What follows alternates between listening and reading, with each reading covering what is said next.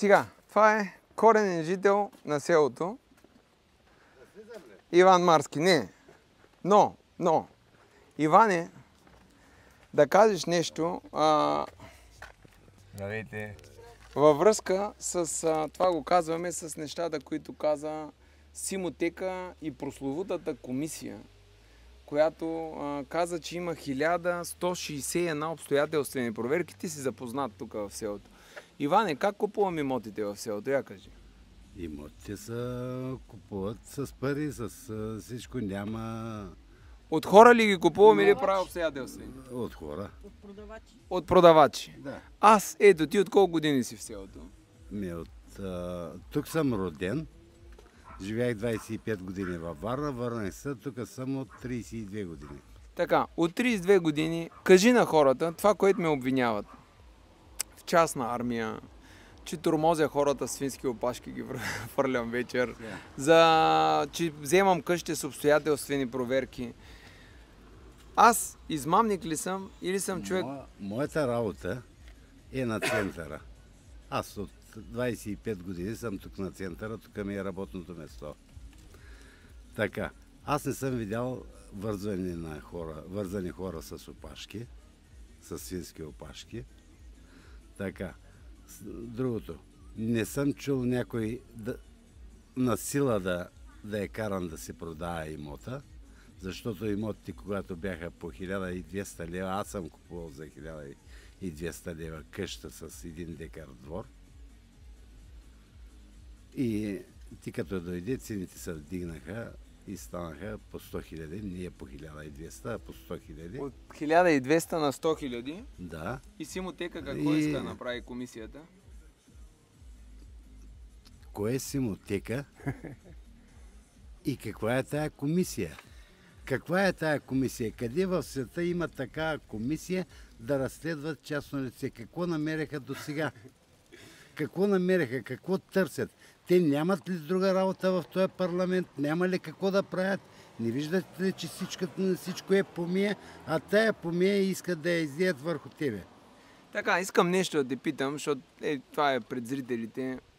Когато дойдоха тук и казаха, че ще слагат перки, ти си свидетел тогава, казаха кръв ще се лее всичко.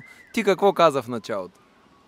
Ами мисля, че казах, че ще подпомогнем с пари общината да направим нещо. Но и каза, че тези хора са толкова силни, че направят всичко, за да ги сложат. Да, точно така бях. И аз ти бях казал, че ще намерим начин да ги спрем. Ти каза, трудна работа, такива хора трудно се спират.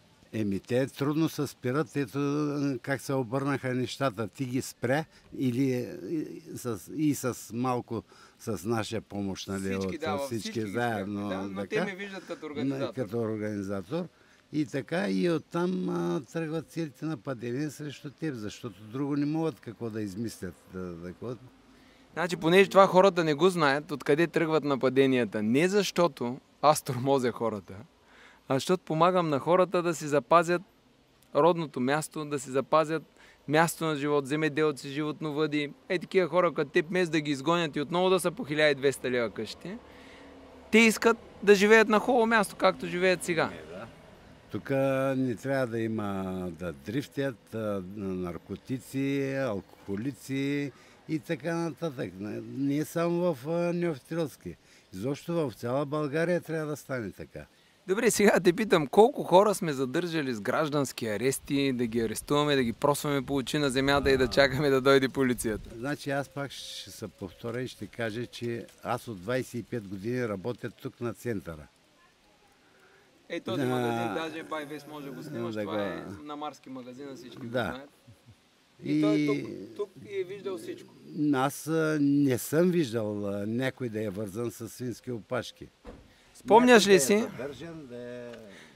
на твоя магазин наркомана, тук който с Паско, защото той Паско ходи при...